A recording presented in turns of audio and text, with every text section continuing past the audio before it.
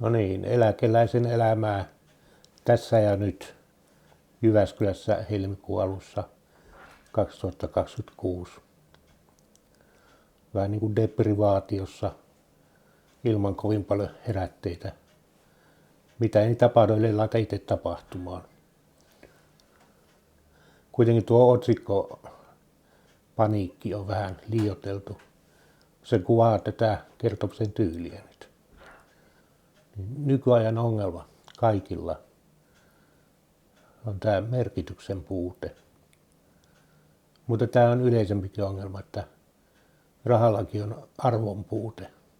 Mutta rahapuolella tähän on kehitetty innovaatioita. Se kryptovaluuttojen idea, sen periaatteessa se on ihan ei minkään päällä olevaa arvoa, mutta se vaan on tullut siitä, että sitä on todennettuja tämmöisiä transaktioita. Valuutan uskottavuus tulee siitä, että se on niin kuin todennettavissa olevaa. Nyt kun tätä kryptovaluutan ideaa sovelletaan, niin sen sijaan, että olisi tapahtunut ostosten transaktioita, niin nyt tapahtuukin ideoiden omaksumisia. Ja sen sijaan, että arvoa kerryttäisi laskenta, niin nyt sitä kerryttää eletty elämä. Ja tämä kerrontatyyli.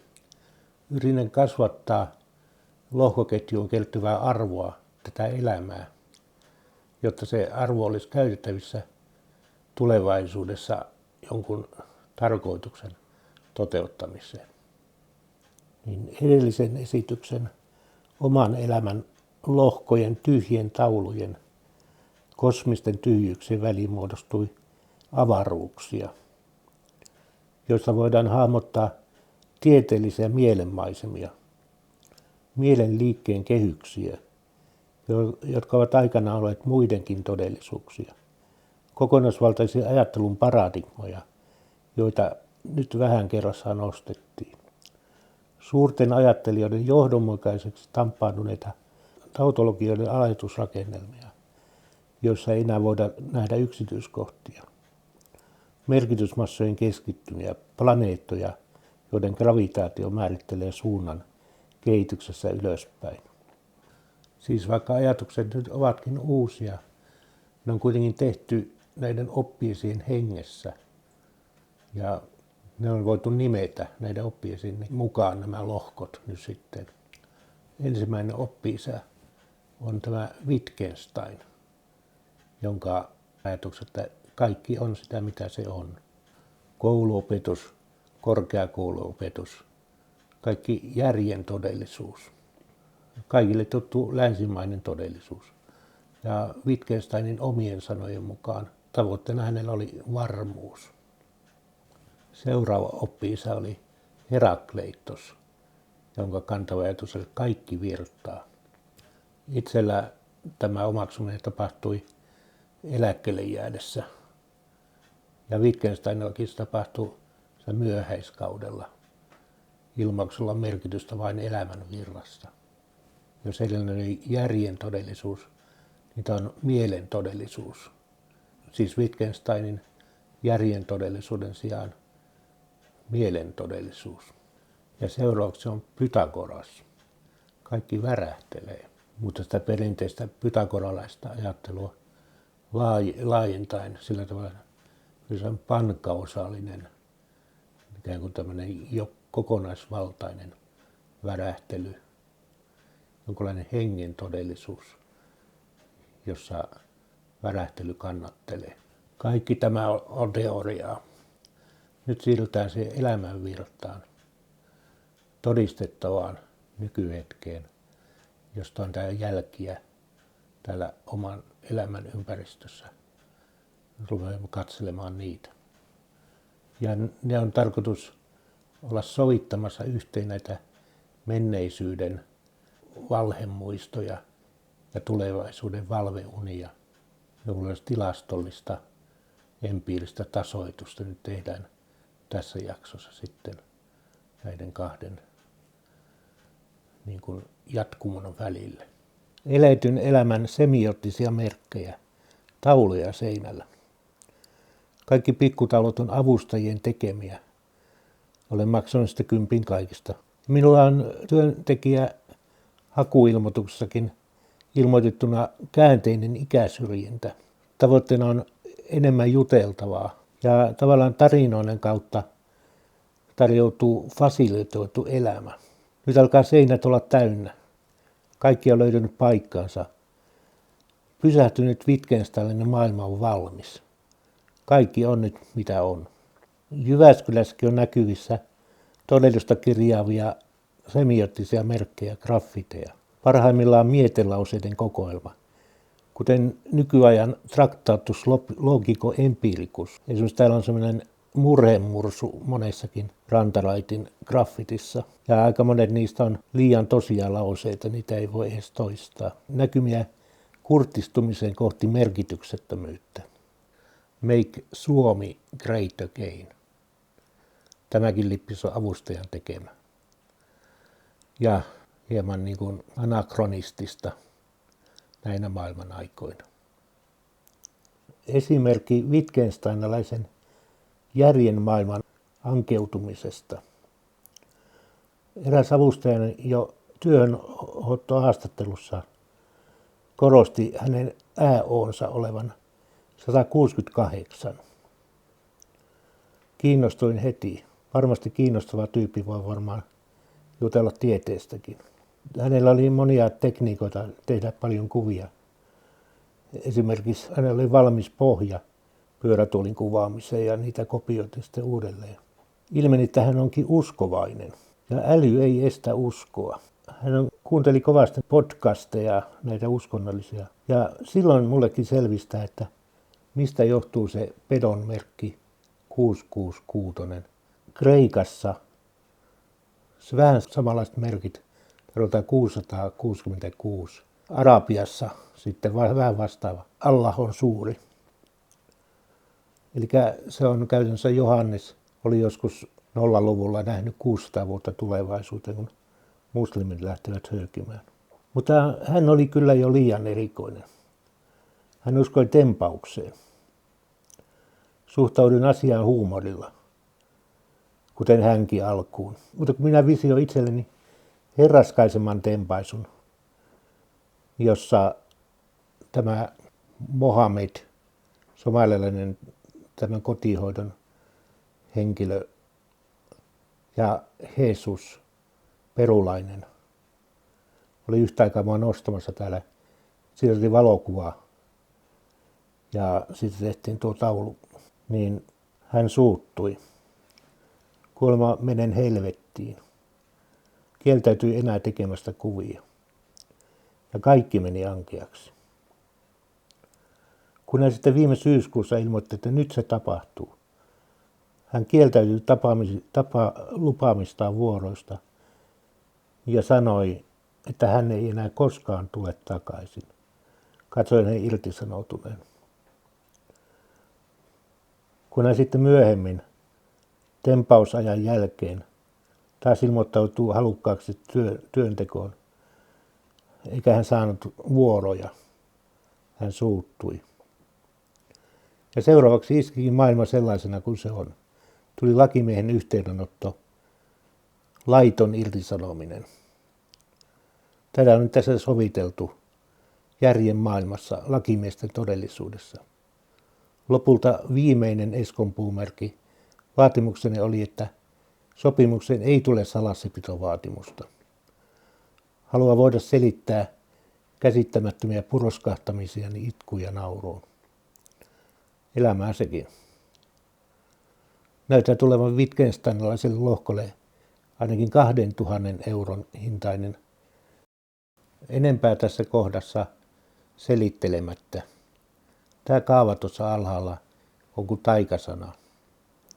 Se kuvaa kustannuskriteerin, jonka minimointi johtaa hajautettujen järjestelmien optimoitumiseen, mutta myös stabiloitumiseen, pysyvään dynaamiseen tasapainoon, jossa on havaittavissa ekolokeroita. Se on tuon syötteen tilastollista ominaisuuksista riippuva pääkomponenttien ominaisuus. tässä herakleitoslaisessa ajattelussa. Eli siellä on tämmöinen alla oleva rakenne, joka tämä virtauksen muoto, jota ei näy päälle. Siihen palataan hetken kuluttua. Tutkijan kammiossa niin kaikki olennainen tapahtuu. Tämä huonekin on herakleitosmaisessa muutoksessa. Aika syö. Entä nämä seinät on täynnä merkkejä. Minun pyörätuolini 0,5 metrin toleranssista. Näitä on paljon tässä peitelty. Mutta nyt siirrytään tuohon tietokoneelle. Elämäni keskipiste, tietokone. Ja keskipisteen siellä on oma tieteeni, metavitalismi. Se löytyy siis osoitteesta www.hyötyniemi.fi. Ja aiempi täällä linkin takana. Se on neokybernetiikka. Laskennallinen luonnontiede. Kuinka Herakleitoksen abstrakti virtaus saadaan muuttumaan näkyviksi hahmoiksi. Tätä on demonstroitu tällä jo 2000-luvun ensimmäisellä vuosikymmenellä toteutulla sivustolla. Niin, sen edellisen kuvan implisiittisen kaavan minimointi tietokonetoteutukseen johtaa iteratiiviseen, yhä uudelleen ja uudelleen ajattavaan algoritmiin, jonka ydin on tässä. Se on kuin oppiva jousipatja. Tässä reaaliarvoisena trampoliini tai reaaliarvoisena transponointeina ja klassisella Times-fontilla. Tässä kaavassa on pelkkä syötevektori ja tilavektori U ja X ja odotusarvo-operaattori E määrittämässä autokorrelaatio- ja ristikorrelaatiomatriiseja tai kovariansseja, yhteisvariaatioita. Systeemi saa sitten ohjaamattomasti konvergoitua lopputilaan. Kun tilan dimensio on matalampi kuin datan dimensio, optimointi johtaa kompressoitumiseen, datan kuvaamiseen joukkoina sitä parhaiten kuvaavia piirteitä. Kun data on korkeadimensioista, algoritmin käyttäytymisen ja tulosten visualisointi on oma ongelmansa. Tähän voidaan hyödyntää ihmisen omaa mainiota hahmontunnistuskykyä.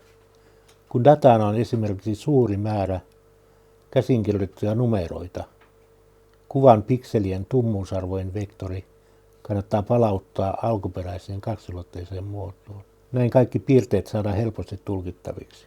Siis nämä erilaiset hahmot ovat kuin lajeja ekosysteemissä satunnaisten resurssivaihteluiden ajamana.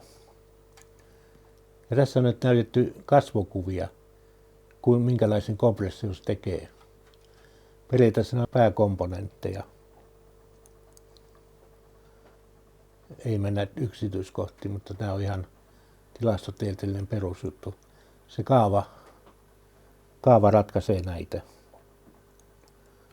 hajautetusti. Kiinnostavampia tai paremmin analysoitavia on tämä numerodatan analyysi. Tässä on käsinkirjoitettuja numeroita. Ne juoksuvat tuolla alalaidassa ja ne konvergoituu sitten tämmöisiksi omiksi luokikseen. Ja vielä yksinkertaisemmin saadaan, kun taitaa vain 10 kappaletta näitä vektoreita. Tässä näkee, että algoritmi ei selvästikään johda globaalisti optimaaliseen mallin luokkiin, vaan lokaaliin minimiin.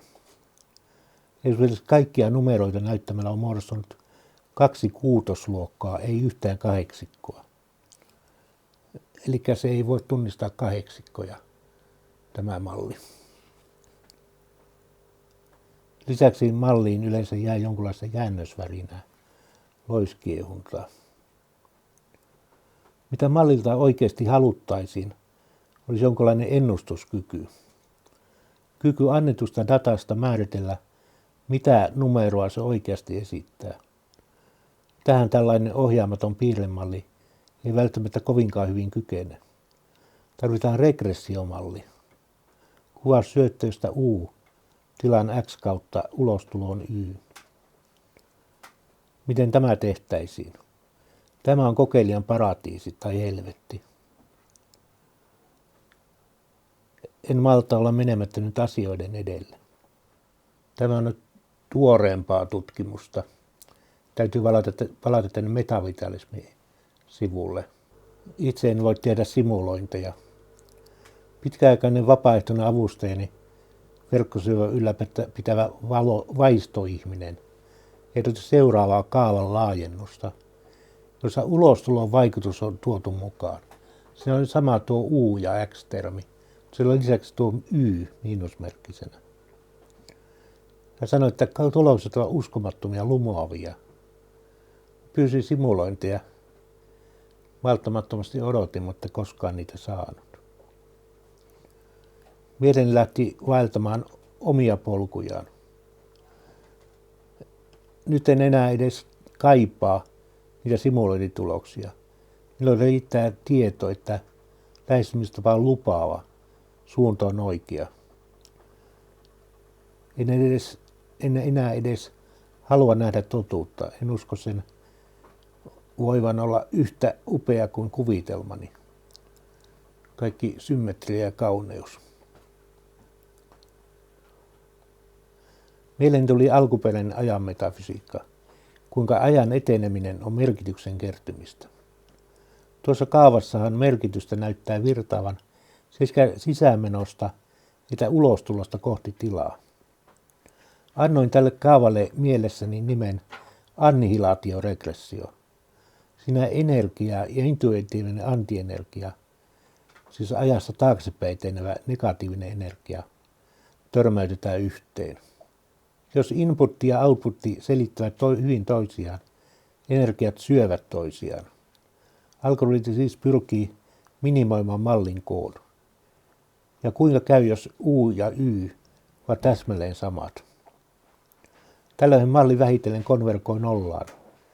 Heideggeriläinen huolenmassa katoaa kuin Irvikissan hymy, vain vaikutus jää. Kuin rakenne alkaisi kadota dynamiikan ympäriltä.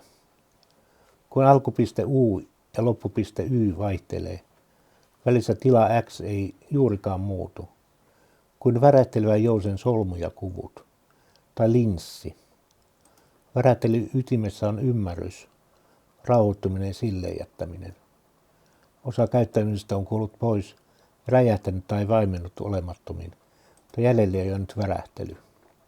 Vitaalisesti yhä elävät harmoniset, Sini ja Kosina ovat merkkeinä jousituksesta. Jäljellä jäänyt todellisuus. Sitten olla nyt eheä takaisinkytetty systeemi. Onko taustalla älykäs suunnittelija? Onkin sitten toissijainen kysymys. Sekin jää ulkopuolelle noumenaan. Ja lopuksi vihjataan myös synteesiin. Siinä on assosioitu perinteiseen säätöinsinöörin työkaluun PID-säätäjän. Yleensä siinäkin ajatellaan tasapainotetusti menneen ja tulevan välillä. I-termi viittaa integraaliin menneisyyden erosignaaleista, D-termi muuttumiseen tuntemattomassa tulevaisuudessa. Tällaiset klassiset säätäjät ovat pitäneet pintansa myös nykyajassa modernin ja postmodernin säädön aikana. Nyt tämä laskennallinen henkitiede näyttää muuttuvan yhtä subjektiiviseksi kuin alussakin. Olekin nyt itse tuo herra X, oman todellisuuteni liikkumaton liikuttaja. Menneisyyteni merkitykset heijastuvat tulevaisuuden tavoitteiksi.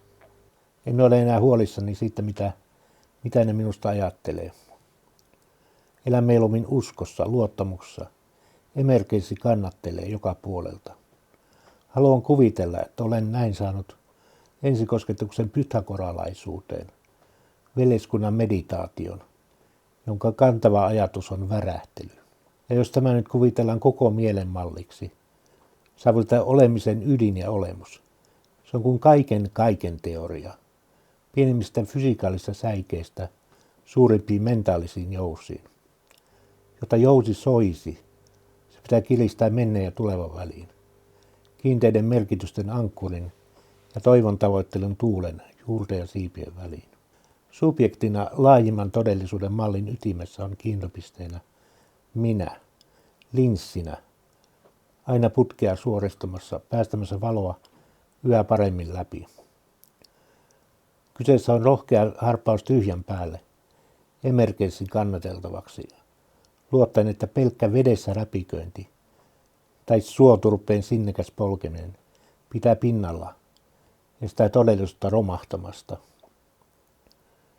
Ja nyt ollaankin valmiina siirtymään seuraavaan pythagoralaiseen lohkoon. Kevennykseksi vielä, kuinka Eino Leino ja Vesa-Matti Loiri näkivät runoilijan sielun silmillään nämä soinnut. Tämä laulajien laulu on hyvä esimerkki siitä. Suunnilleen sama rahallinen hinta kuin edelläkin on nyt kirjattavissa myös Herakleitoksen lohkolla. Takapihalla hiljaisuudessa näkymättömissä on seuraava ostokseni. Jäänyt viimeaikaisessa ajattelussani näköjään hieman sivurooliin. Törmäsin nimittäin täällä Jyväskylän seudulla asuvan terästaiteilijan tuotoksiin. Suurikokoisia merenneitoja ja muita vedeneläviä, ruostumattomasta teräksestä taas hitsattuja. Sano minua mesenaatiksi. Olen ostanut häneltä useita teoksia. Mutta halusin itselleni myös Ouroboroksen, klassisen, alkemisten ikuisen paluun symbolin, häntänsä syövän käärmeen. Sehän vastaa nyt vitaaliteoreettisen ekosysteemin toimintaa. Syödessään ympäristöään se vähentää resurssejaan, johtaen itsesäätelevään hajautettuun systeemiin, ulkoapäin ohjaamattomaan. Se mallittaa ympäristöresurssien jakauman ajallisen vaihtelun käyttämällä tilastollisia pääkomponentteja. Niiden eri lajien vapausasteet eli ekolokerot asettuvat optimaalisesti hyödyntämään tarjolla olevat mahdollisuudet. Tehden ekosysteemistä robustimman kestämään mallitettuja muutoksia. Mutta se olennaisempi olemassaolon vaivihkainen populaatioiden taistelu tapahtuu pöytäpinnan alla näkymättömissä, kun taas se näkyvä darwiniaaninen vahvimman elonjääminen on vain yksilöiden välistä. Järki, eli Sauron sauruksen punainen silmä, ohjaa alemman tason veden eläviä, pyrstönä kuvattua. Järki ei pääse kuitenkaan eroon alkuperäistään merkityksistään. Mitähän tuolla on nytkin mielessä? Nyt järjen puheenvuoro. Kuinka mainiosti ajattelun työkalut pystyvätkään esittämään todellisuuden olennaiset piirteet. Erityisesti monimuuttujatapauksessa matematiikka on ylivoimainen luonnolliseen kieleen verrattuna. Eri lohkoissa todellisuutta voidaan hallita mallittamalla, kompressoimalla käyttäytyminen kaavoihin. Ensin tämä Wittgenstein. Keskeinen tavoite kaaoksen keskellä on tasapaino. Funktiot f ja muuttujat x ovat vektorimuotoisia. Siis niissä kummassakin on useita rinnakkaisia osia, jotka sidotaan yhtälöryhmäksi.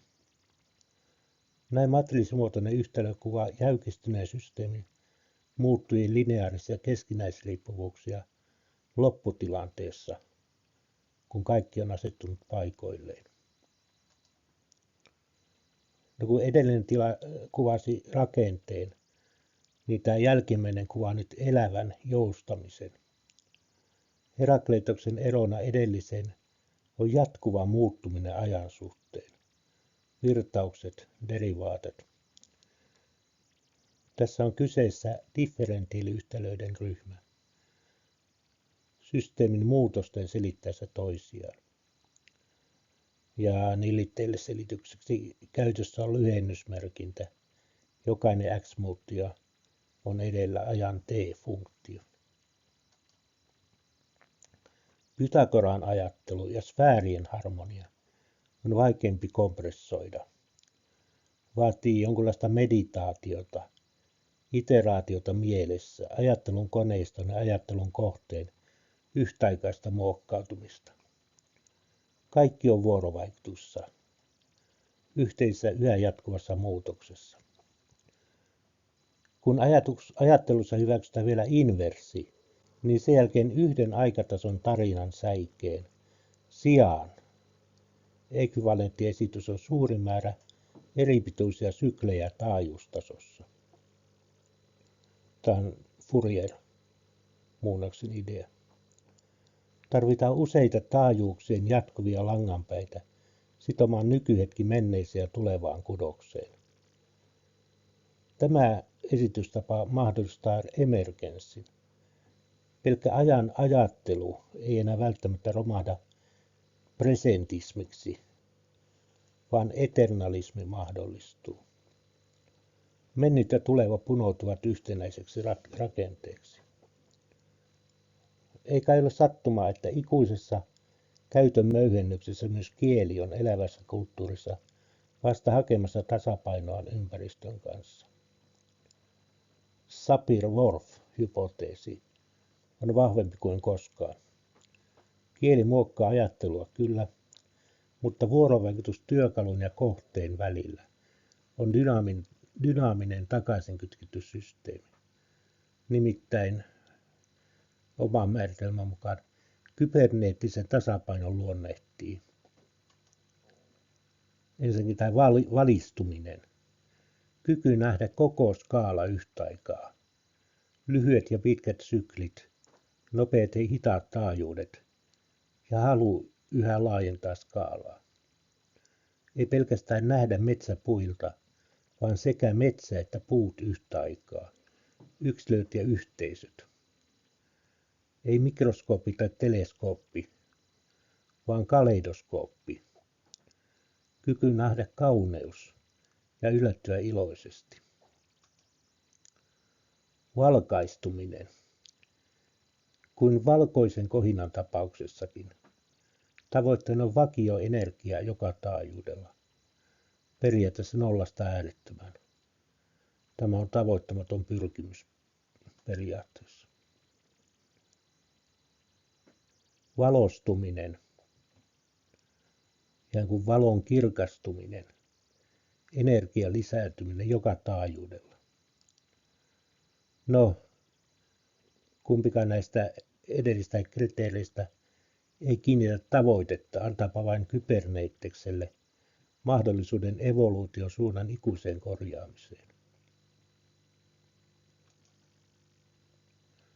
Valaistuminen on meditaation ikuinen tavoite, päästä seuraavalle tasolle. Nyt ei ajamalla järki umpikujan pysähdykseen, kuten zen-buddhismissa, vaan päinvastoin samalla järki äärettömässä välineessä konvergoimaan stabiilin attraktorinsa rajoittamattoman dynamiikan jatkuvien voimien vaikutuskentässä. Jäädään makustelemaan mantraa. Ja suunnilleen sama rahallinen hinta on nyt kirjattavissa myös Pythagoran lohkolle, syklien niistä taajuuksien todellisuudessa. Takapihan inversinä etupihalla on multihypnoottinen heiluri, Cosmos-Mobile, meditaation apuväline. Meditaatiotahan minä täällä teen päivät pitkät. Ja yllättävä ilo, en arvannut sitä noin hyväksi kaossimulaattoriksi. Se on kuin toisenlainen maailmanlopun heilurikello, jota ei tarvitse justerata ajassa edestakaisin. Jos nimittäin heiluri joskus puhureissa näyttää synkronisoivan singulariteettiin, voi aina lisätä uuden hemppuvan planeetan. Helpotus. Ei näköjään tänäänkään maailmanloppua. Tämän ajan lyhyt historia alkoi ikivanhan puun katkerasta kaatamisesta ikivanhojen metsätonttujen vaiti katsellessa. Kun metsä on antanut suomalaisille ikuisen lupauksen pitää huolta pahoina aikoina, suomalaisten olisi annettava lupaus metsille hyvinä aikoina. Paikallinen seppämestari sai inkarnoitumaan ikuisen kaislan ruostumattomasta teräksestä. Itsellä sanojen ikuinen takominen näyttää nimittäin johtavan omaan alkusanaani. Mielessä pyörii Uno Kailaan aikaruno. Runoilijan kokonaisvaltaisessa hahmotuksessa nimittäin valo ja elämä on sama asia. Ja toisaalta ikuisen filosofian syvähenkistä elämää, kai vaistumaista taajuuskerrostumien hahmonakua, peräänkuulutti myös Eino Kaila. Ja toisaalta mielessä hindujen karma ja elämänpyörä, pyhänvaellustavoitteenaan Kailasvuoren kiertäminen, Shivan, tuhonjumalan asuinpaikka. Niin, alussa oli sana. Suomalaisuudessa kalevalainen syntysana, jossa on tässä tapauksessa äärettömästi derivaattaoperaattori, muutossanoja. Muuttumisenergiana siis se valosana ja yhtenä tuotoksena kielellisenä muotosanana nyt sitten kaisla ikuisessa taonnassaan. Eli tässäkin on alkusanojen kokonaisuus dynamiikan hallitsemiseksi. Synty, syy ja seuraus. Vai jopa elämän ja evoluution.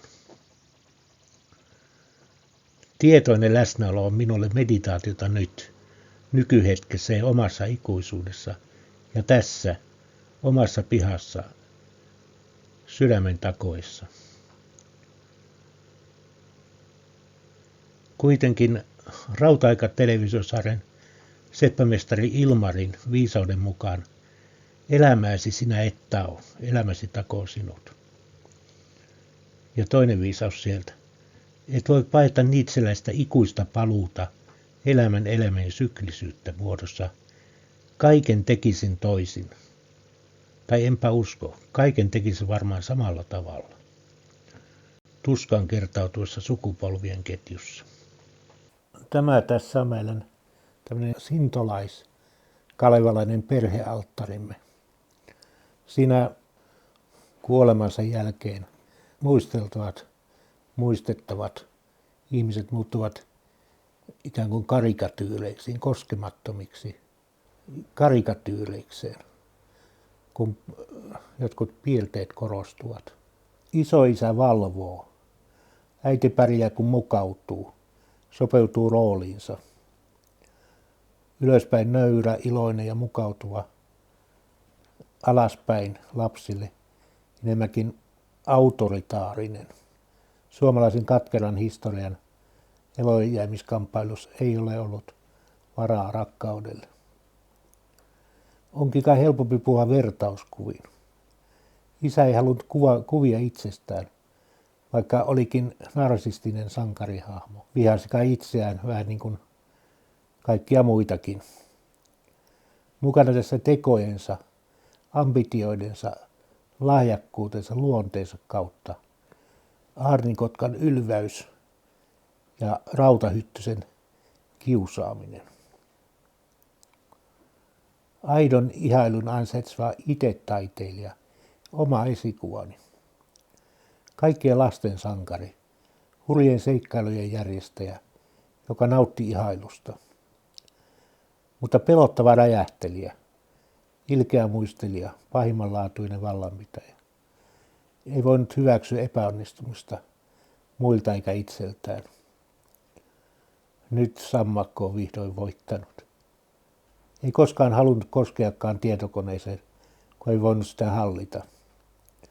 Hakkasi kirjoituskonetta kuolemaansa 2010 saakka. Puhui kuulemma erityisen ilkeästi tekoälystä ja tekoälytutkijoista. Itse olinkin sitten kuin muumien ninni, kun en kyennyt täydellisyyteen. Mielestäni olemme kuin perhosia. Isä huumaava morfo, äiti heijastava Apollo. Ja itse olen kuin kristallikallokiitäjä, ristiriitojen riivaama pimeyden surisija, mutta kuitenkin haluan tietää. Mutta laajemmassa kuvassa kaikki suomalaiset ovat kuin suurten tuulten heiteltäviä perhosia. Näissä kuvissa on kuvattuna vuoden kierto takapihalla. Vierähtävät vuodet, miespolet vaipuvat unholaan. Isäkin oli oma menneisyytensä vanki, suomalaisuutta heijastoin. Muuttuuko mikään?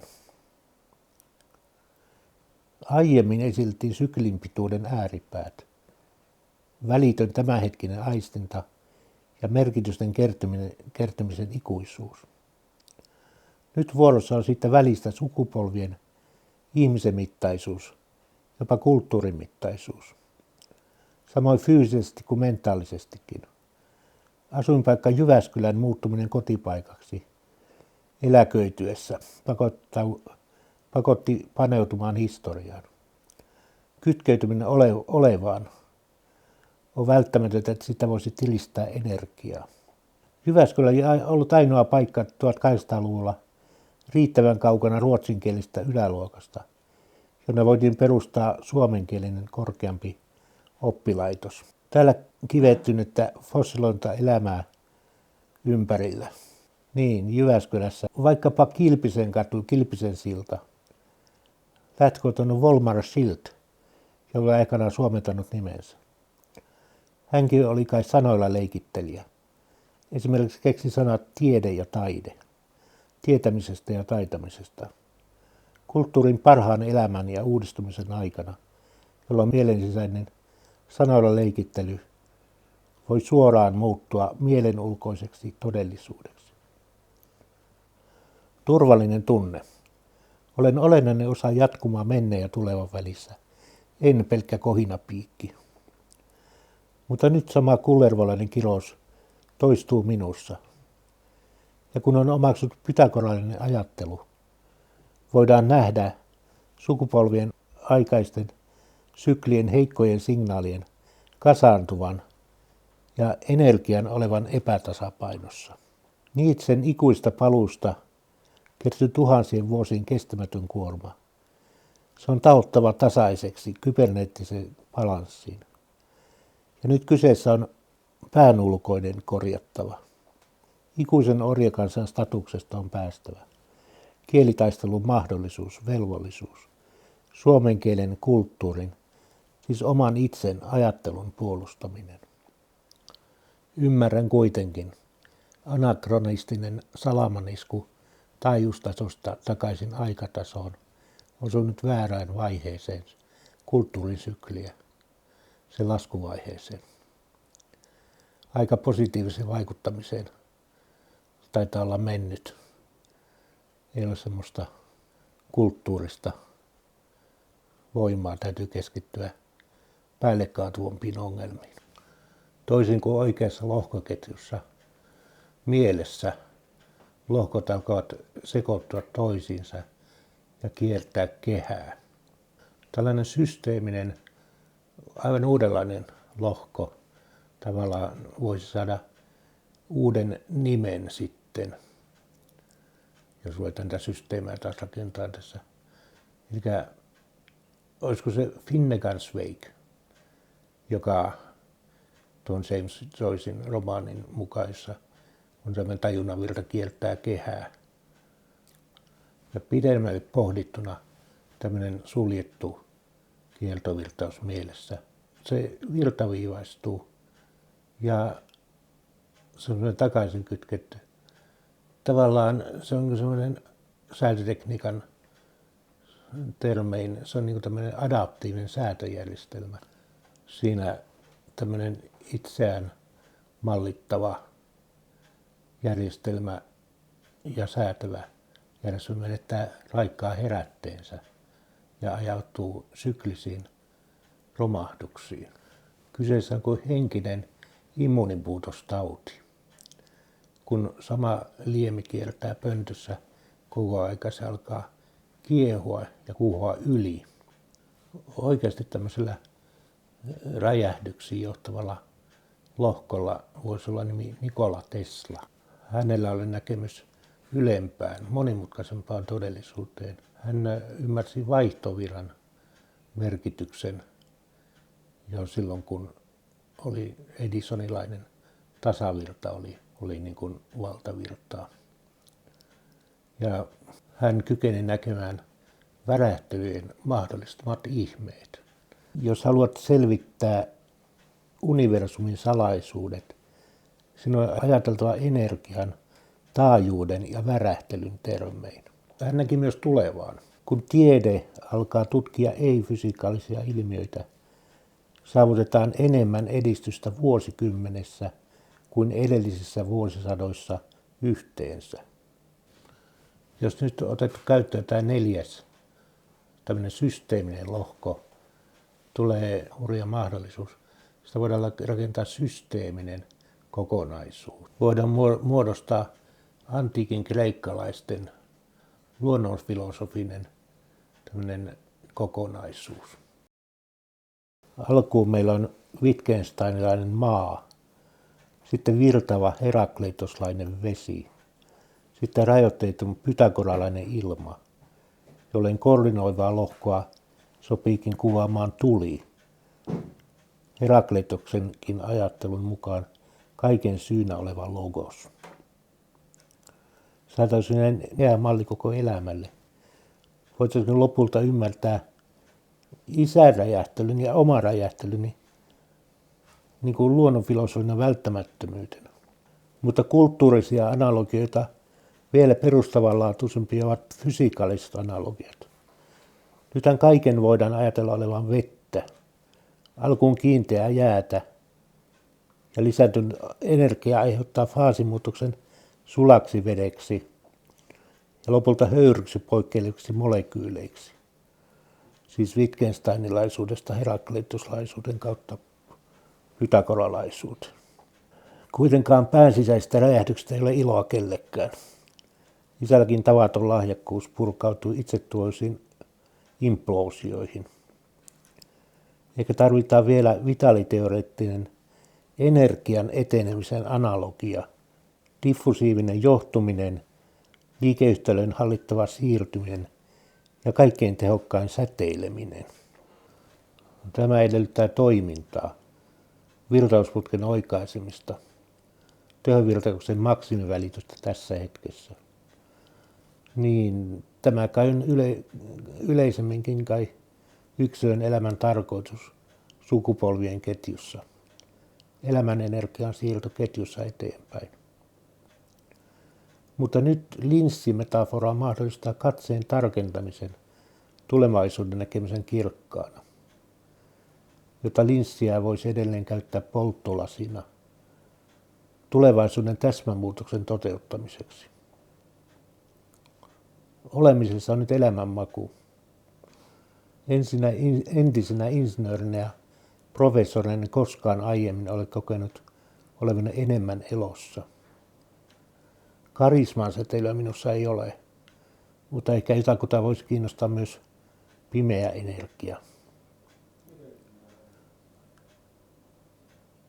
Ehkä energia voi siirtyä myös abstraktimmin tulevaisuuteen toivoon, menneen merkityksellä tulevaisuutta rakentaen. Kuvittelen tulevaisuuteen siirtyneen energian olevan kohdistettavissa polttopisteeseen, jonka määrittelyyn keskitytään sitten dokumentin viimeisessä osassa. Sitä ennen katsotaan käytännöllisempiä haasteita. Mikä esimerkiksi saisi pykälinsä tukehtuvan EU:n kuriin? Millä sen pelastaisi itseltään? Mikä olisi byrokratiaakin suurempi voima? Tässä on kuva muistona akvaarion viimeisestä isommasta kalasta. Nykyään ei kuulemma 45-litraiseen akvaarion saa myydä kuin parisenttisiä sinttejä. Teksti on tekoälyn laatima, promptina muistokirjoitus akvaarion piraajalle. Luovempi ja hauskempi kuin ihminen viitsisi tai osaisi kirjoittaa. Sinä, pieni piraaja akvaarion syvyyksissä, karkutit kaikki ajatukset synkistä öistä. Lasi erotti maailmat, mutta katsemme kohtasivat, ja silloin ymmärsit, että meillä on paljon yhteistä. Kun päivä kääntyi illaksi ja valot sammoivat, sinä olit se, joka jäi mieleeni kummittelemaan. Voin kuvitella ylemmän fraktaalitason järjen silmän katsoa meitä eläviä, kaloja ja kotiloita säälittävässä sympaattisessa tanssissaan. Toivottavasti siitä tulee meille hyvä isäntä.